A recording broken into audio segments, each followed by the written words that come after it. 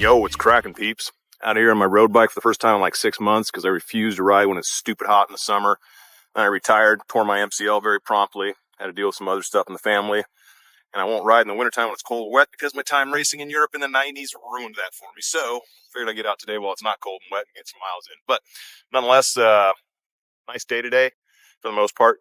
And I want to touch on one thing that I know gets in everybody's bad side for motorists and cyclists alike, and that is the arch enemy of cyclists: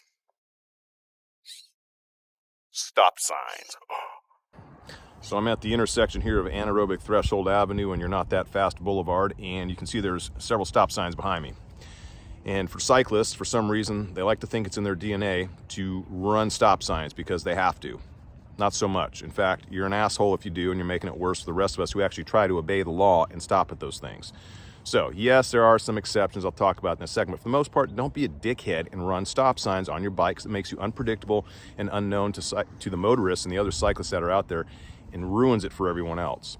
You're not exempt from motor vehicle laws when you're on the roadway. Don't try to argue the law with me. I will own you. Come at me, bro. Don't do it. You see one of those, it means you have to stop. Get ready to clip out of your pedal, put your damn foot down, and stop. Check all the directions before you go. You're not hammering, you're not that fast, you're not doing a Tour de France time trial, you're not Lance Armstrong Jr., you're just out on a general road ride. If you're training that hard, you should be off on some country road where this really probably won't matter that much. If you're anywhere that has a bunch of cars, public, and people commuting around it, you need to be chilling out when you see a stop sign or a stoplight.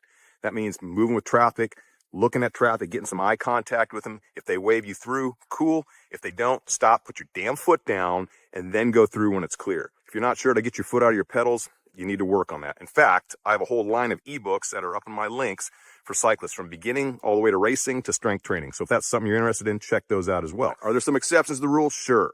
If you're turning right onto an empty street like this from a red stop sign area, no big deal. You can probably roll it like a California stop and no one's going to lose any sleep over it. However, you're at a T intersection or a four-way intersection like this and there are cars coming like that one up behind me right now. If I were coming this way at the stop sign behind me, I'd want to make eye contact with that person and know that they either want to wave me through or that they're going first. Either way, I don't want to be the jerk off blowing right through that intersection and ticking them off. We got enough of a bad rep out there on the roads and the trails. We don't need you to add to it anymore by doing dumb shit on the roadways as well. So invariably, people are going to ask, well, what if I'm in the middle of nowhere and there's no one else around? Okay, I get it. Yeah, do what's right, do what's smart. Technically, are you supposed to roll through that stop sign? No. And if you got some badge-heavy dickhead cop around, could they cite you? Yeah, sure. But if that were the case, have some humility and some honesty and things might go well for you.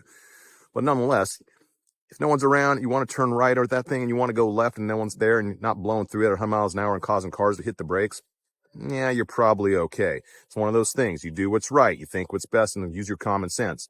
Cars around, people are impeded, stop.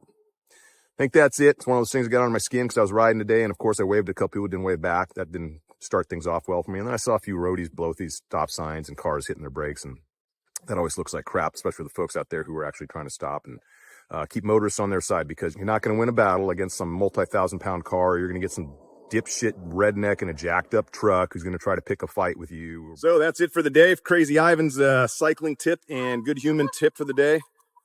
Be predictable. Be a good cyclist. Don't do wacky shit. Makes motorists wonder what you're doing and makes other cyclists look bad. So in the meantime, I'm going to weasel my way home like a snake, slithering home my belly. Not as fast as I like to think I am anymore. 155-pound race weight back then and 185 pounds now, big difference. So anyways, be good humans. Have fun. Be safe. And, go fast. Keep the rubber side down. All gas, no brakes. Peace.